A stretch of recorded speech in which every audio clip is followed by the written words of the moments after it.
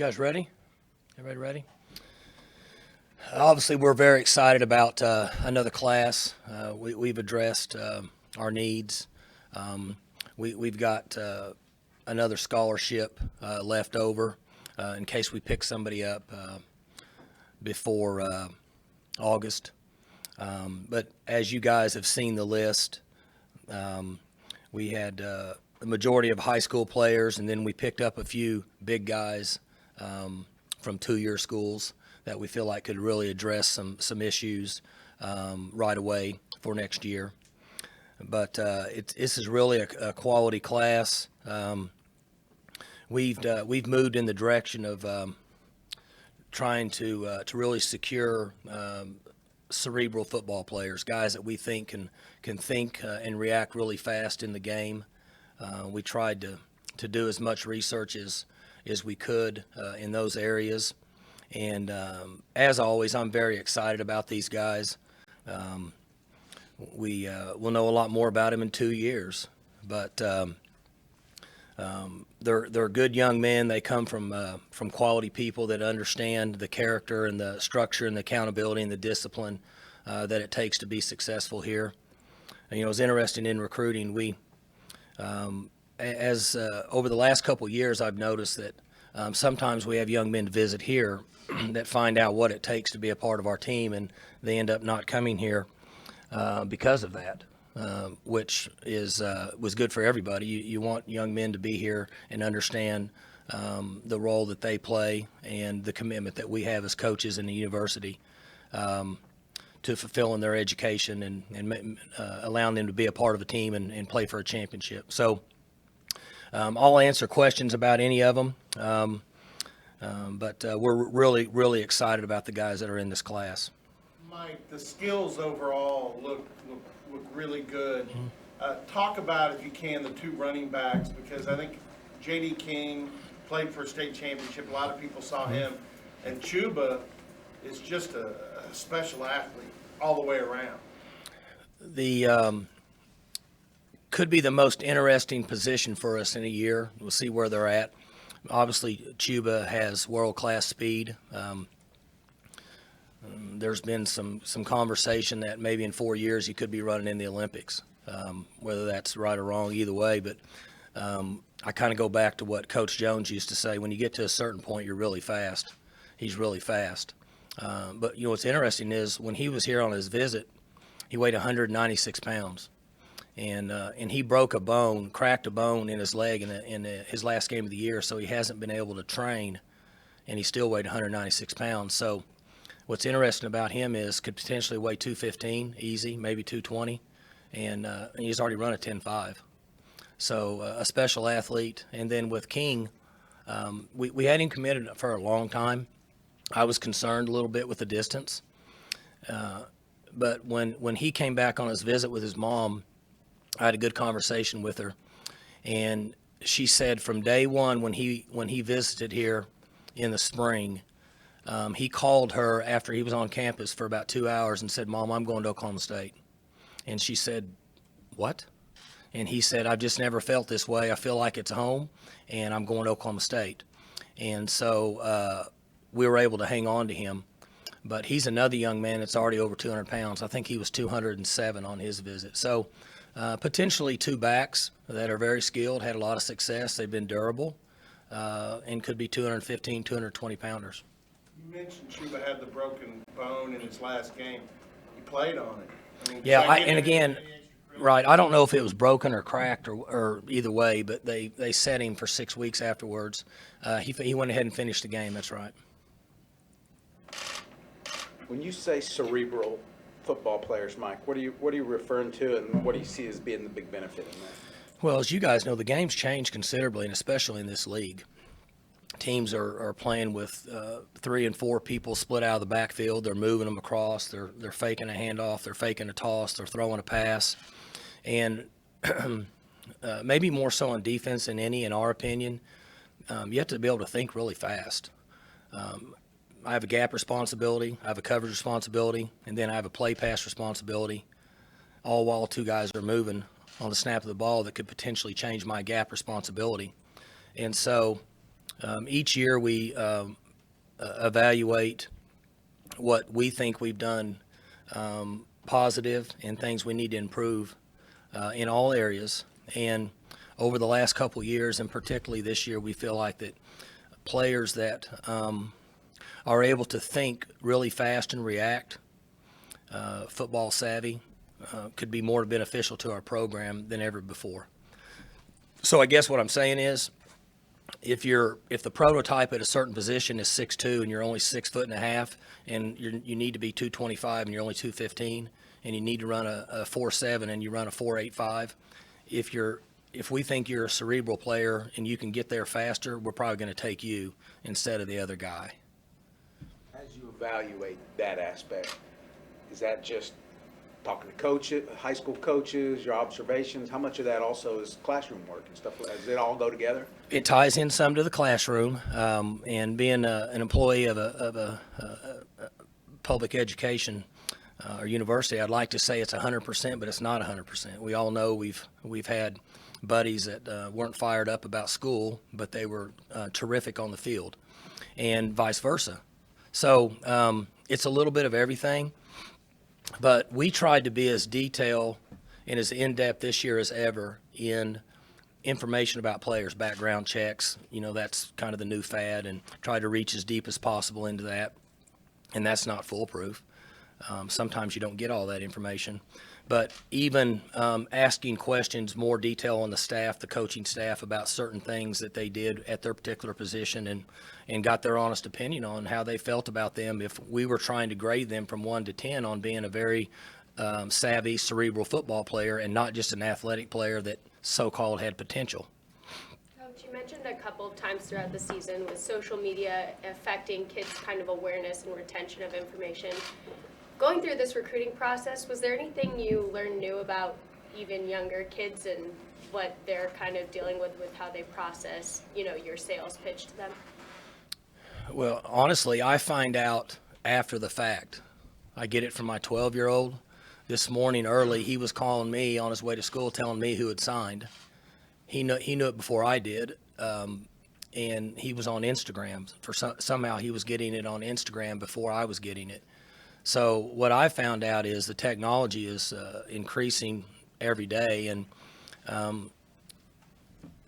it wasn't as out of control this recruiting year as what I thought it would be. It's almost settled down to a certain extent. We've not ever really been big fans of the recruiting taking place on Twitter, but I think it's settled down a little bit. But there is instant information out there, and a year ago I would have said that over half of it was false, and I'm going to say now that 75% of it is true. It's more accurate than it's ever been, and I think that's because it's coming from the source. Like sort of evaluating how cerebral guys are, is that something you did more in this cycle than you have in years past? Much more. We started it last year and we liked where it was, and then we felt really good about it, and so we pushed harder on this class than ever about trying to bring in young men that fit the prototype, maybe a little bit more cerebral player and may not be as fast or as tall. Having a coaching staff that's been with you now almost 2 years, how did that positively influence this recruiting process? It makes a big difference. You impact your recruiting classes impact when you lose a coach, either before or right after the bowl game, and then even worse if you lose one a week or two before signing day. It creates some doubt, and allows the other teams to come in and take shots at you. At times you can defend it off, and sometimes you can't. So it makes it much easier. These guys held for the most part. As I said, we had a couple guys. We had 2 guys a month and a half ago that went to other places, but for the most part, we held everybody. And really, we held everybody except with the ones that come in that really see how things operate in our program, and maybe it's not for them. You've always said you'd rather not recruit a quarterback your height or smaller because of your experience. I'd say you kind of upheld that with the quarterback in this class. You got to look up to him. Yeah, he's a big man. He's on campus now. Jelani's is here, and he had a great year. I think they started out 2-3, or 1-2. I can't remember. Then they ran the table, and he won a state championship. So we're excited about him. He's in the program. A lot of substance to him. Comes from a good mom and daddy. They understand commitment and the structure and discipline that we look for. And it'll be really interesting to see how he develops. We'll have an interesting spring because Mason, we won't work him a lot. We'll work the younger guys, and so as we have our 3 or 4 thud scrimmages in the spring, the majority of it will be these young quarterbacks, and we'll let them play. I know the flights are one thing, but have you found that the novelty of Stillwater is kind of increasing year to year in terms of a recruiting tool? The flights are a big plus for us. Population's growing here. We're at almost 55,000, and enrollment's up to 21,000. So the growth, economic growth east of the community, all those things have helped us some. But we still get young men to come here who have, or I should say, are very serious about getting an education, being part of a team, making friends for life, and competing for a championship. Those are the ones that come to school here. And we don't try to hide that. Years ago, we used to try to make Stillwater something that it wasn't. And I say this to the parents and to the young men. We don't have nightclubs that stay open until 4 a.m. here. So if you're looking for that type of lifestyle, then you need to go somewhere else because you'll be disappointed when you get here. Our best recruiters have been our current team, the guys that are on our team right now, because we've been here long enough that they can tell the young men that visit our campus, whatever they tell you is the truth. It's the way it is. We're very transparent. We're very upfront. We don't hide anything. We tell them exactly the way it's going to be. That way, when they get here, you don't have any disgruntled players in the organization. Everybody understands the direction we're going. And we've done that now for years, and it works for us. I thought it was interesting. You might get John Smith out there to watch some of your kids in this class because Fua Leilua, the snow kid from Utah, Malcolm Rodriguez, and especially Brock Martin, all have won or will win more individual wrestling championships. And Brandon Evers was a good wrestler. He's a good one. So I'm excited about the class of from Oklahoma. I've said this for the last couple of years, and I'll say it again this year. The talent in the state of Oklahoma is getting better and better each year. And with the budget cuts and the education cuts that we have in this state, I'm not sure how that's happening because there's been cuts all across the board. The coaches are cut, teaching's cut. I'm a big proponent of doing whatever it takes to make education and fund education in this state. But it's not happened, and for whatever reason, the talent's just gotten better and better. And we have a number of young men from Oklahoma that are in this group that fit the criteria that we started this conversation with today. And as you guys know, I'm a big fan of wrestlers, a sport that takes discipline, accountability, structure, and when you're out there on the mat, you can't look and blame anybody else. You're on your own. And that's why I like those guys. But when you look at the guys that we have, you talked about Evers, and you have Brock, and you have Odom, Rodriguez, and had one other one, I think. Is that it? I thought we had 4. Yeah. Evers, Martin, Rodriguez, and Odom. Yeah, we got 4.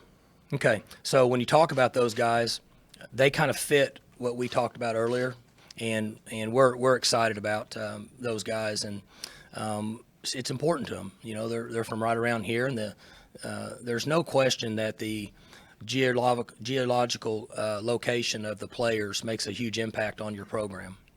Coach, you got a Garvin County kid in Odom. Is that your first time signing somebody from that neck of the woods? I don't know what all cities are in Garvin County, but I know that I've heard it on the weather when there's tornado warnings. So we're excited about what Barron brings. He got in really late, We had an opening. He's a four-sport athlete. He's 6'4.5", 222 pounds, four sports. So hadn't really had a chance to grow and develop. We look for him to be 250 in a year and a half, and play that role that Blake Jarwin played for us. And it's nice for us to be able to say we had a spot open. Wow, let's take an Oklahoma kid. We got one sitting right there. And when I talked to him on the phone, I wanted to make it clear to him that no matter if you're with us for a year or a day, on signing day, in the end, it's all the same. And I used the example of Marcus Keys that we took at 11 o'clock at night before signing day a couple years ago, and he started all 13 games this year at left guard for us as I think a redshirt freshman. And he was the last guy we took in the class. And so not that Barron needed to hear that, but I told him that's what happened to Marcus Keys. So we're excited that he's a part, and he's an Oklahoma kid. Being from Class A, obviously also Seton was from Class A. Is it more difficult to find talent down there because they're not getting maybe the notoriety or playing as much talent as guys from Tulsa and Oklahoma City? It's harder to evaluate. There's not as much size and speed in some of your smaller schools because of the population. There's not as many numbers to pick from. So what you're saying is right. It is more difficult, in our opinion, to evaluate. And there are more players that come from those schools that get missed on because sometimes coaches fall into a routine of how to evaluate, and it is more difficult. That's where the mistakes are made, in my opinion. We try to go the other direction, but we're not perfect either. Recruiting obviously is not a perfect science. Well, for example, we had our last 5 classes, 16, 15, 14, 13, and 12. Our average rating from one of the bigger recruiting services was 36th in the country. And if you take those 5 classes, which whatever this class is rated, we won't know much about it until 2 years from now. I mean, you're not going to know anything about these guys next year. 2 years from now, 3 years from now, and 4 years from now, you can kind of evaluate this class and say, okay, either we were right or wrong.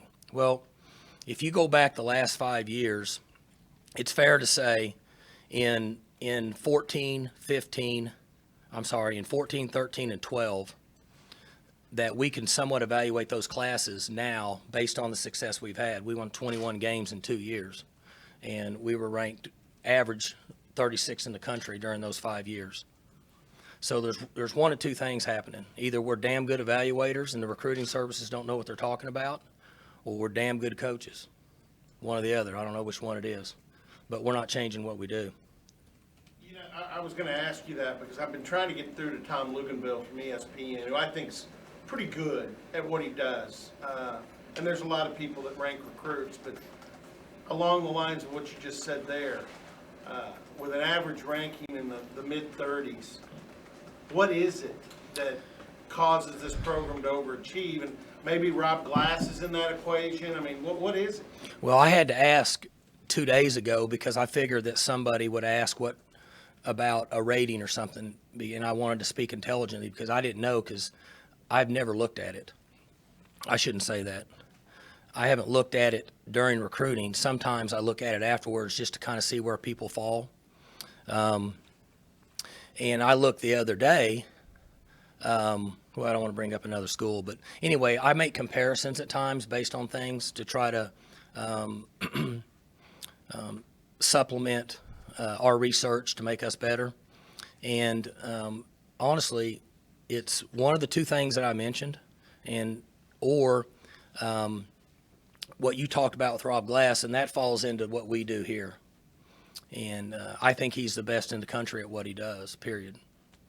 We bring guys in, and in 2 years we develop them, and you know, they go from 18% body fat to 9% body fat, and they'll put on 15 pounds, and they go from a 4.8 to a 4.65.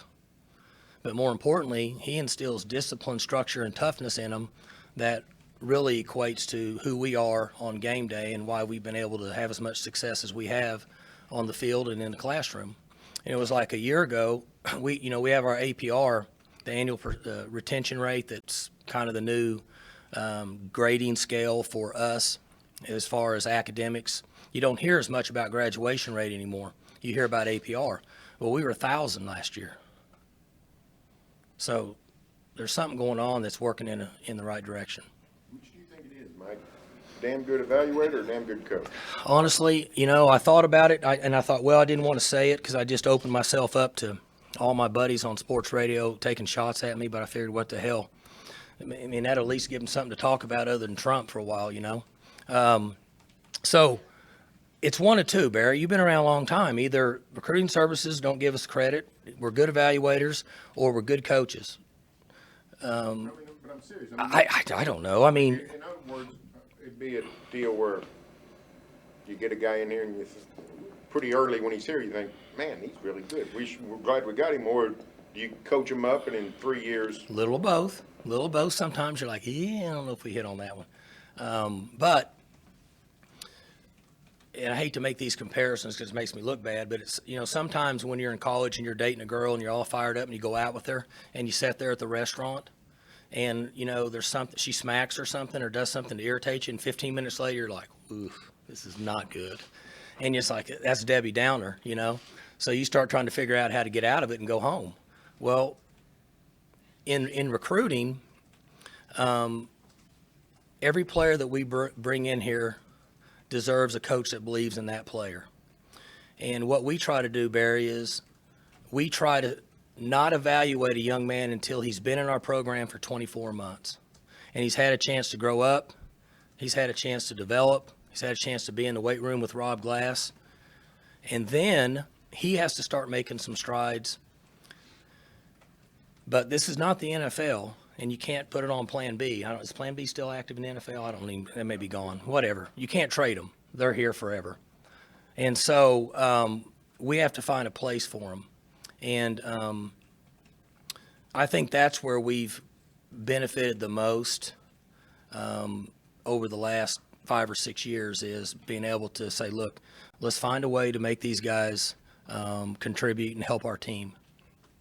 I know you've answered this one before too, but this program's tapped into the poly culture, the Samoan, Tongan youngsters, and you've done that again. I mean, you seem to really like those kids and what they stand for. They're very loyal, very family oriented. They understand structure. They understand discipline in most cases. Their families or the generation before the parents of the young men that we're recruiting have had to work extremely hard to get to this country, and they're loyal to this country. They get up, they work every day, and they're thankful for who they are and where they're at. And that's exactly what we're looking for here.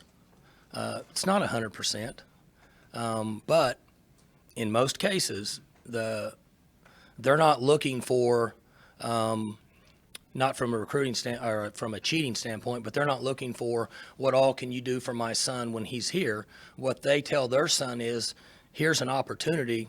You better do what they tell you to do. So that makes it easy to coach them. We don't have issues with them. They understand. I can pick the phone up and call their dads and say, we're having a class miss with so-and-so. And that'll be the last class miss we have from him. And so that's why we really enjoy their culture and what they stand for. And we've had a lot of success with those young men.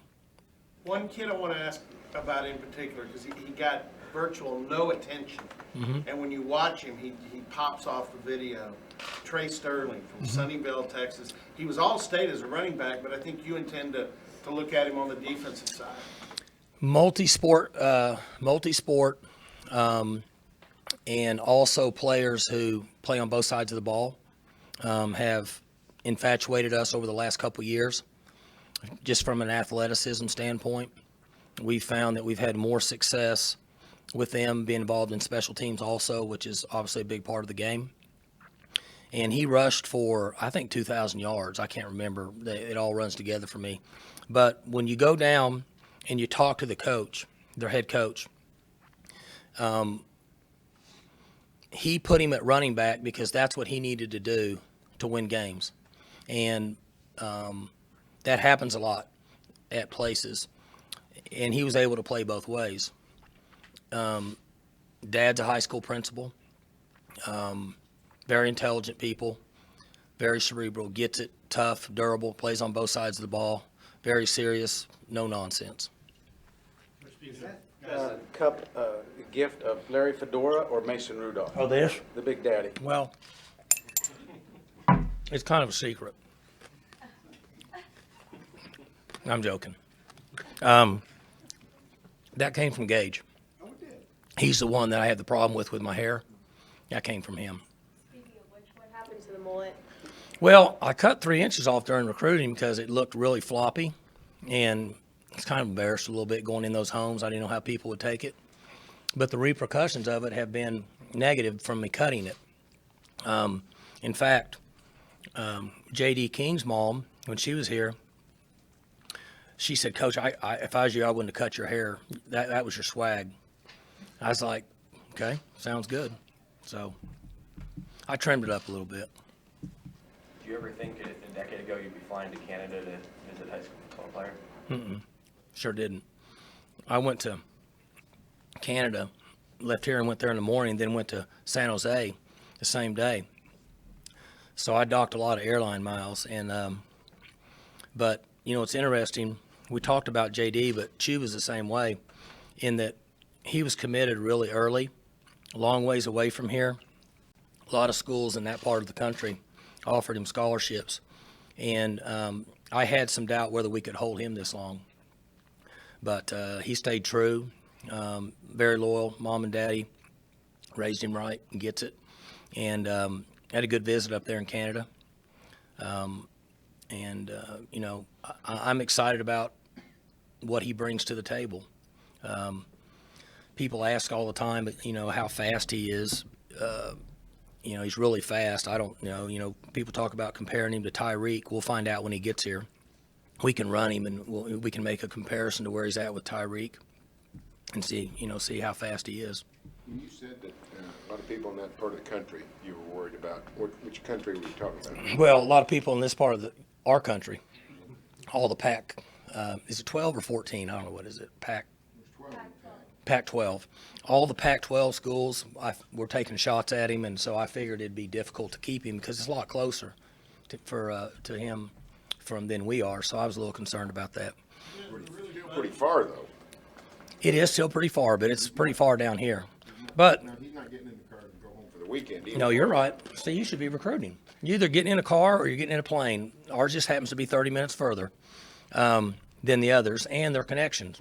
So, and that's what we talked to him about is, you know, he flies to Denver and flies on in here. So he could go to some of those schools, and it would only be about 30 minutes less anyway.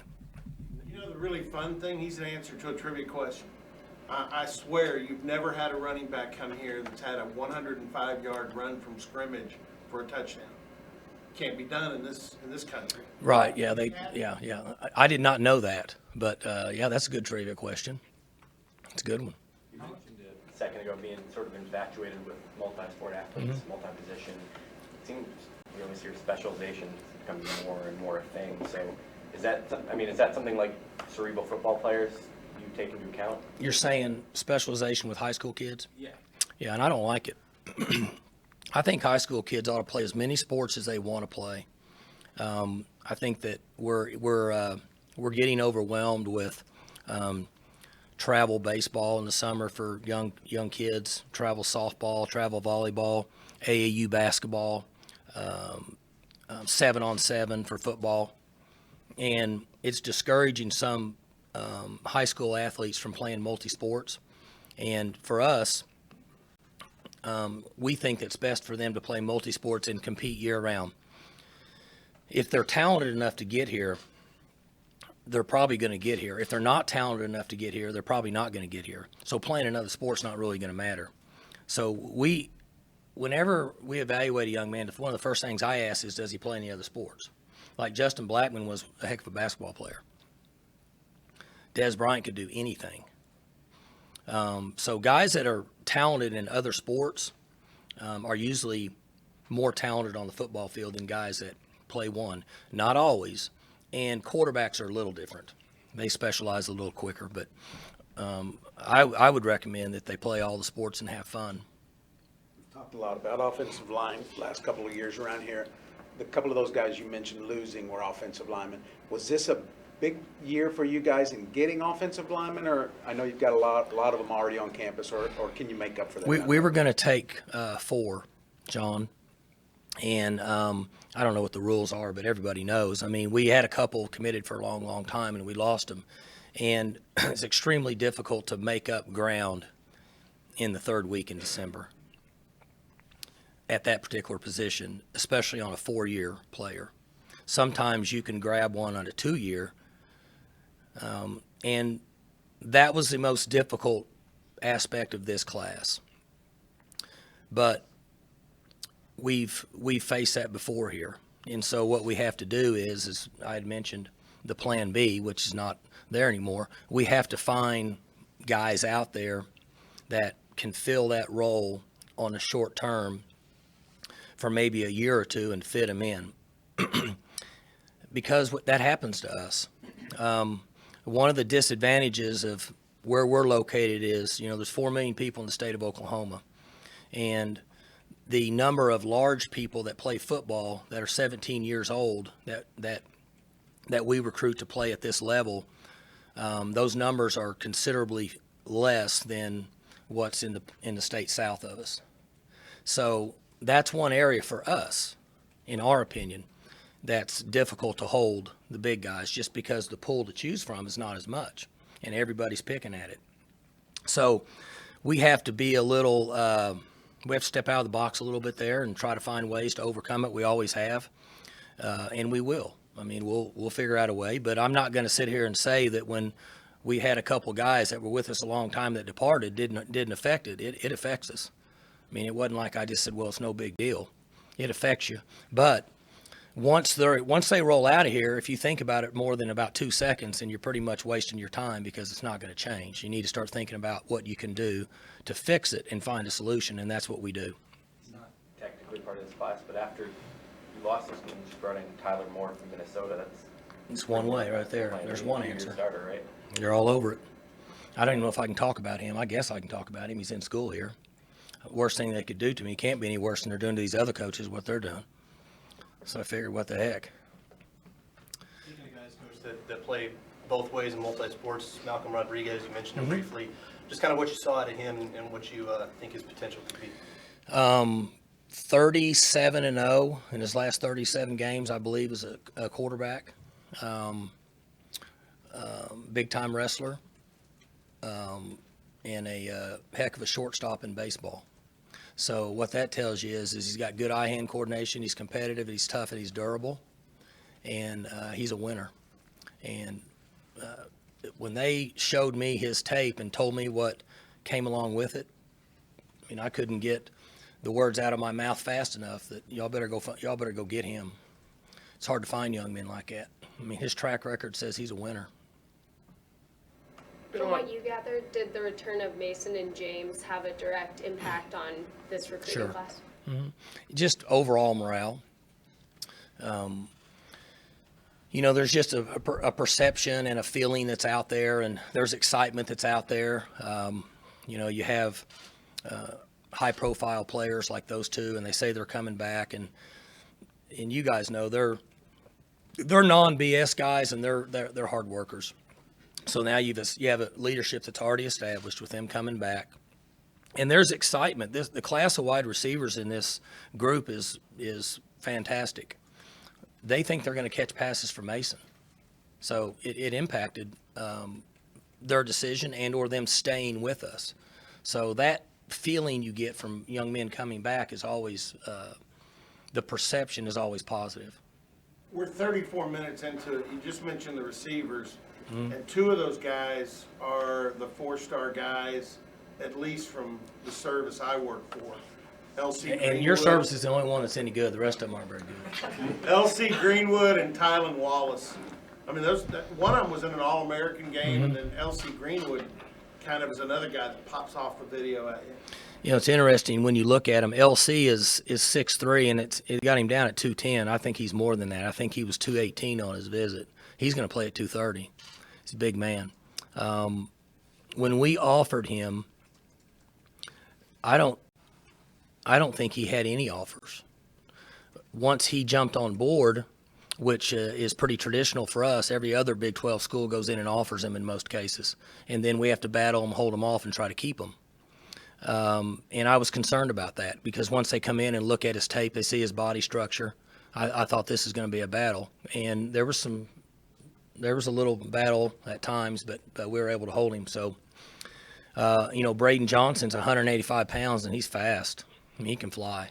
I doubt that he'll run less than 4.45 after he's been here a year. So he allows us to take the top off the defense, which is what we want to do anyway.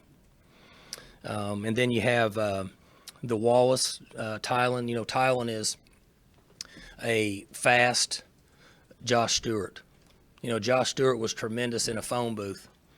But when he opened it up, he was, 4.65, 4.7. Well, I think that Tylen has the same quick twitch as him, but he's going to run under 4.5. That's what you get with him. So it's a good group of skill. Been an impression, Mike, the last few years that the SEC, particularly with A&M moving over there, has hurt you, hurt OU, hurt Texas, hurt everybody in this conference. I think that's true. Is that true? And what have you guys done to sort of combat that? With us, Barry, we don't really change a lot. Some of the schools that are making their way into Texas that have gotten those players to go to the SEC, they become really early offers for us, but we haven't been in the game with them late. So it doesn't really affect us that much, in my opinion. Now, people say, well, if they're taking players from them, then everything starts to slide down. There's some truth to that. But I wouldn't disagree that the departure of A&M to the SEC has certainly affected recruiting in the state of Texas and northern Louisiana. But I don't think it affects us as much as some of the other schools in the South, meaning Big 12 schools that are in the state of Texas. That's just our opinion. Anything else for Coach?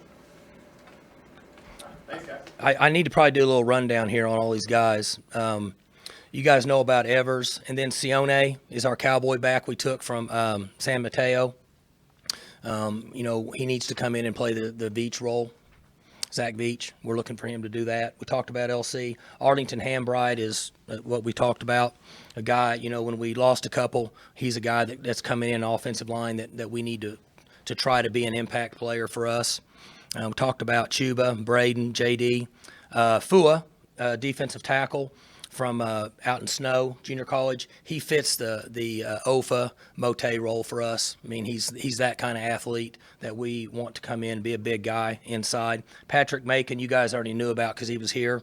Patrick is an inside backer for us. That was out at Arizona Western, originally from Tennessee. Talked about Brock. Jake McClure is our kicker/punter. We're really excited about Jake. Jake is athletic. Jake plays offense, plays defense. He's a soccer player. He's a punter and a kicker, and he is 6'3", and will probably be 215 pounds in a year or so. So we're really excited about him. Chris McCune, a safety from Dallas Christian, very athletic. I went and watched him play basketball. Watched him dunk a ball with his elbow up above the rim like that. So obviously he's got to have at least a 34, 35-inch vertical to do that. Very athletic. LaMarcus Morton from Gilmer, another dual guy, plays on both sides of the ball. Fantastic. Numbers, a lot of numbers on the offensive side and defense. Tough guy. Comes from Gilmer.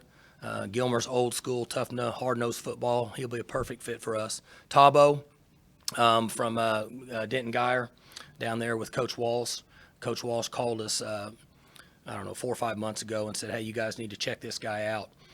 He's one of the best I've ever had. Very cerebral, gets it, understands. Best years are ahead of him. That's how we got on to Tabo. We talked about Odom. We talked about Rodriguez. Enoch fits the role of what we talked about. He's a 2-year guy that was at Michigan State at one time and set out. He's coming in for us, the 300-pounder, 425-pound bencher. It's kind of an interesting story. He actually trains with his dad, And, you can just image Enoch, a guy that's 6'2", 303 pounds. The body structure and what he looks like. He's a 425-pound bencher. And then when I went in on the home visit to the house, his dad was a bigger, better-looking athlete than him and in better shape. And he works out with him, and so we're excited about him. Talked about Trey Sterling, Brendan Vaughn, an outside backer type, like Sean Lewis. He's taller and rangier, but we need him to play like Sean, like Burton. We talked about Tylen, then Trayson Wallace, who's played quarterback. He's had the knee injury. Should be up and running in 2 months. And get him in here and could do some things for us at the quarterback position. Obviously, he'll probably redshirt with Mason being back, but it'll be interesting to watch him develop over the next couple of years. And then we talked about Jelani. So that covers everybody. So appreciate you guys coming out. Any other questions? Good? All right, thanks.